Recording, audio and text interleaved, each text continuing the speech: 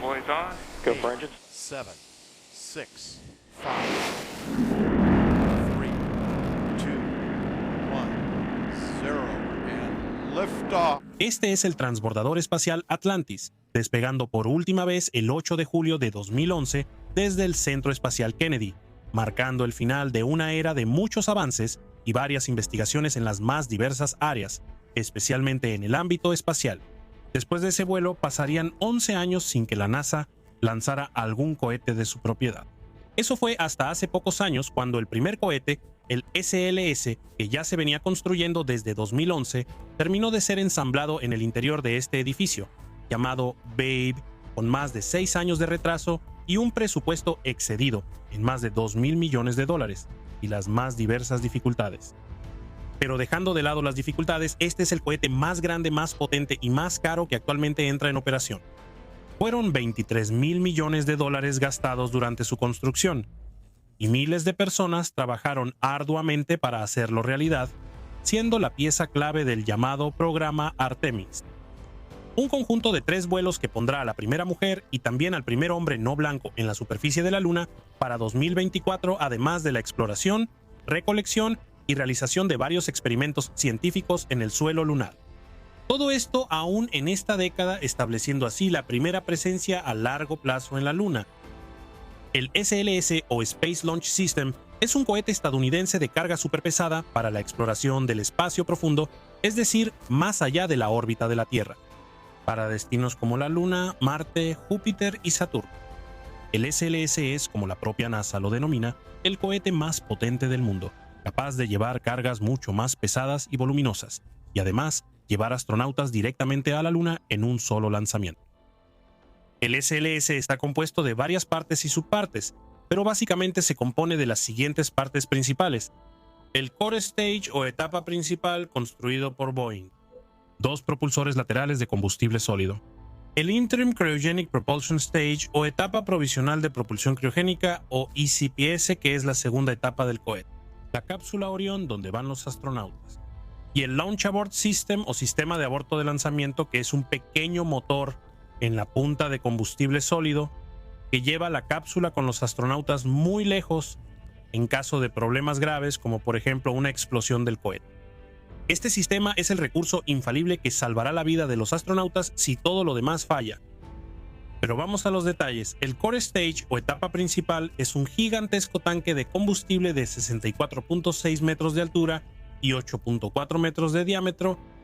Esta monstruosidad almacena 2 millones de litros de hidrógeno líquido a temperaturas de 252.7 grados Celsius y 741.941 litros de oxígeno líquido a temperaturas de 182.7 grados Celsius, sumando un total de 2.763.000 litros de combustible a bordo. Y por increíble que parezca, todo ese combustible se consume en solo 500 segundos o poco más de 8 minutos. Vacío pesa 85.2 toneladas. Y ese color naranja en realidad es una espuma especial, que se aplica y sirve como aislamiento debido a los propelentes súper enfriados en el interior. Este tanque también alberga las computadoras de vuelo y gran parte de la aviónica necesaria para controlar y guiar el cohete durante el vuelo. Este tanque está hecho de aluminio 2219. Debajo de este tanque es donde se fijan los 4 motores del SLS, el GRS-25, que son los mismos motores de los transbordadores espaciales con pequeñas modificaciones. Estos motores ya volaron en los transbordadores espaciales antes, o sea, no son nuevos. Algunas de esas modificaciones hechas en estos motores incluyen un nuevo controlador de motor, un nuevo aislamiento de las tóveras y modificaciones para que produzca 512.000 libras de empuje a diferencia de las anteriores, 418.000 libras al nivel del mar en los transbordadores espaciales. Durante el vuelo, los 4 motores juntos producen cerca de 2 millones de libras de empuje. La otra pieza que compone el SLS son los 2 propulsores auxiliares de combustible sólido en ambos lados del cohete. Estos propulsores son derivados de los transbordadores espaciales y proporcionarán poco más del 75% de la fuerza total de empuje necesaria para el vehículo durante los lanzamientos. Northrop Grumman, la empresa desarrolladora de los propulsores originales para los transbordadores espaciales, hizo modificaciones para que estos propulsores se adaptaran a los requisitos, el rendimiento y las operaciones requeridas para el cohete. SLS, incluyendo la modificación del diseño original de 4 segmentos de combustible a la versión actual de 5 segmentos de combustible. Estos propulsores usan combustible sólido, más precisamente una mezcla de estos dos. Un propulsor de estos quema 5 toneladas de combustible cada 6 segundos y funcionan durante unos 2 minutos. Y si los propulsores de los transbordadores espaciales podían caer en paracaídas hacia el mar para ser recuperados, en este caso eso no sucederá, ya que todo el sistema de paracaídas fue eliminado del diseño. La otra pieza es el ICPS, o etapa de propulsión criogénica interina, que es la segunda etapa del SLS. Construido por Boeing y por United Launch Alliance con 13.7 metros de altura y 5.1 metros de diámetro, esta etapa utiliza hidrógeno líquido y oxígeno líquido y usa solo un motor, el RL-10 desarrollado por Aerojet Rocketdyne, capaz de entregar 24.750 libras de empuje.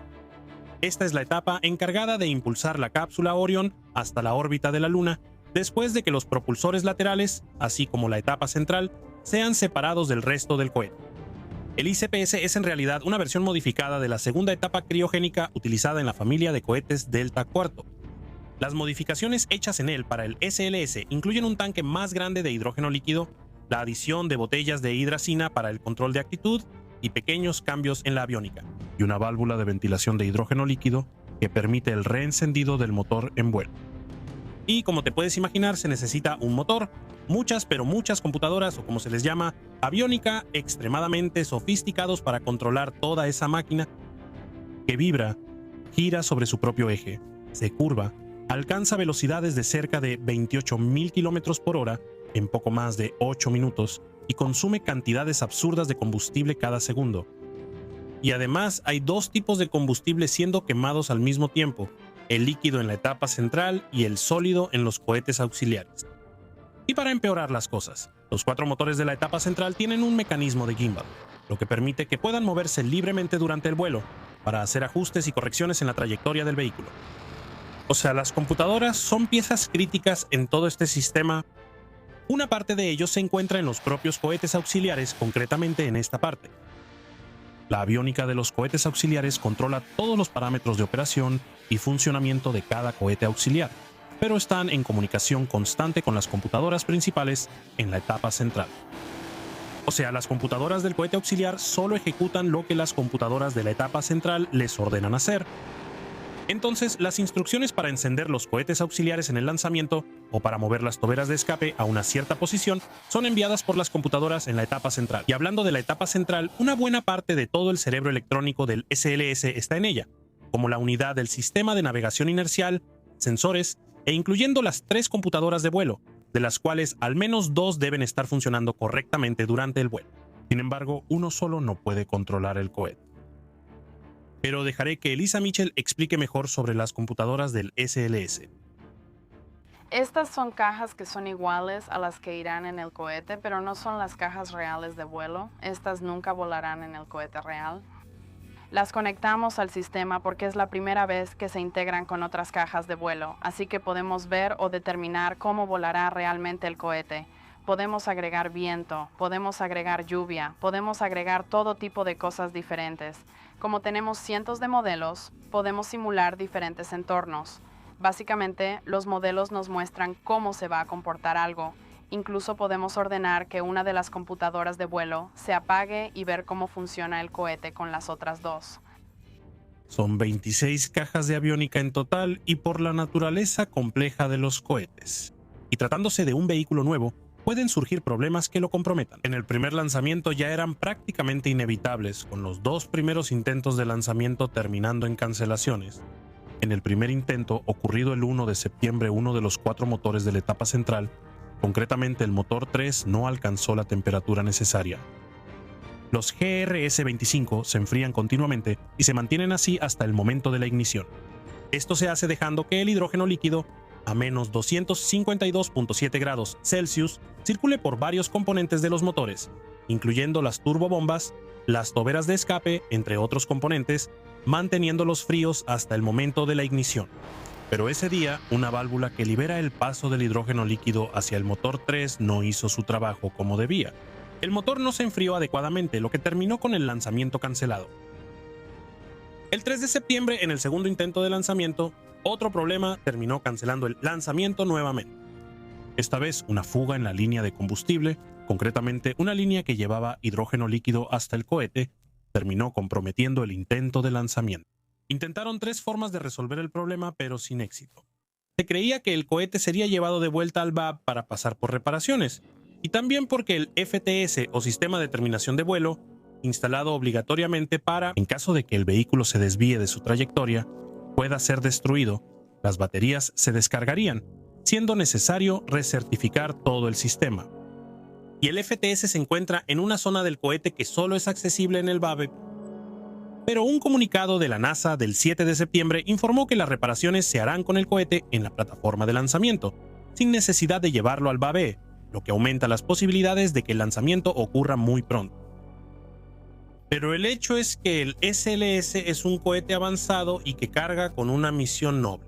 Mucha tecnología, técnicas, principios e incluso errores cometidos en el programa Apolo, así como en los transbordadores espaciales, se aprendieron y se usaron en el proceso de diseño y en la propia ingeniería del SLS.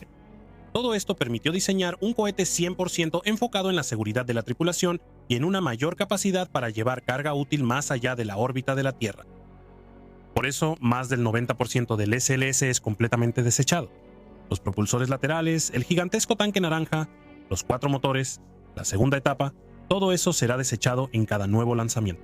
Pero a cambio, se obtiene una capacidad de lanzamiento de mucha más carga como nunca antes se había visto. Esa filosofía de diseño también permite que el cohete sea mucho más simple, ya que todo lo que es reutilizable añade peso y complejidad al proyecto, precisamente por poder ser reutilizado varias veces. Y la cosa se pone aún peor cuando el agua altamente corrosiva de los océanos se añade a la ecuación. Pero eso es todo, ahora solo queda esperar el lanzamiento.